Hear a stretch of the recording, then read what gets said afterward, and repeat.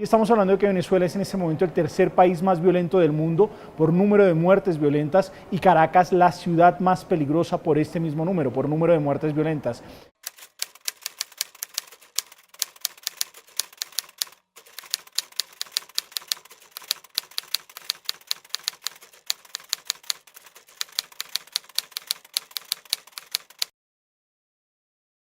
Yo creo que el proceso de regularización de los hermanos venezolanos ha sido un poco lento. Si bien se les ha dado 150.000 permisos para trabajar por un periodo de 2 años, muchos de estos permisos están sujetos a la forma de ingreso, por ejemplo, que entren regularmente al país, pero recordemos que muchos de ellos no lo hacen porque le tienen miedo a quedar registrados. Ellos vienen de una lógica en la cual quedar registrado en una lista fue elemento de persecución política. Muchos de ellos consideran que los procesos, por ejemplo, de validación de títulos son muy lentos, son muy demorados, son muy costosos y finalmente terminan trabajando en el subempleo o en la economía informal. Es oportuno que existan unas políticas de seguimiento para saber en dónde están ocupados laboralmente en situación jurídica de irregularidad, porque esto evitaría violaciones a los derechos de los trabajadores, toda vez que un empleador que no quiera digamos, formalizarlo, pues seguramente va a precarizar sus condiciones laborales y pues esto no es deseable dentro de un estándar de derechos humanos.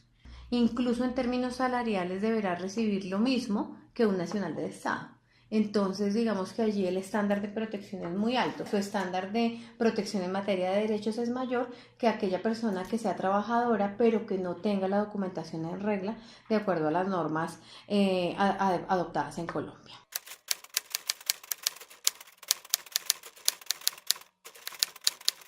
Pues el procedimiento que puede tomar es acudir a las autoridades laborales, a las autoridades del Ministerio del Trabajo, a un inspector del trabajo, porque Colombia es parte de la Convención de Trabajadores Migrantes y sus familias, y eso deriva una obligación al Estado de garantizar los derechos de acceso a la justicia de los trabajadores, aunque sean indocumentados o se encuentren en situación jurídica de irregularidad. Entonces no podría una autoridad pública nacional tipo Ministerio del Trabajo negar la posibilidad de que una persona de estas interponga una queja en contra de un empleador arbitrario o abusivo por el hecho de no tener documentación.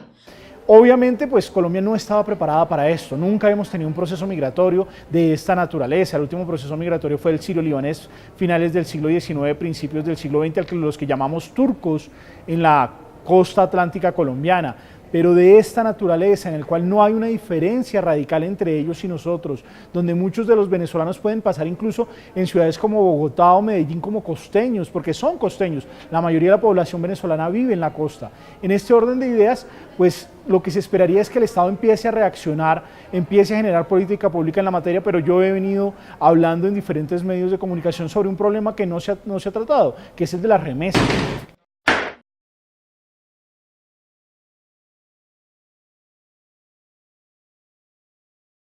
Los venezolanos en este momento no tienen instrumentos legales para enviar el dinero que se ganan en Colombia a su país, lo que hace que este dinero pase de forma ilegal, los colombianos no podamos contarlo, no sepamos cuánto dinero está saliendo de nuestra economía, que estos espacios que no son ocupados por ninguno de los dos estados sean ocupados por bandas criminales que les garantizan a los venezolanos seguridad para llevar ese dinero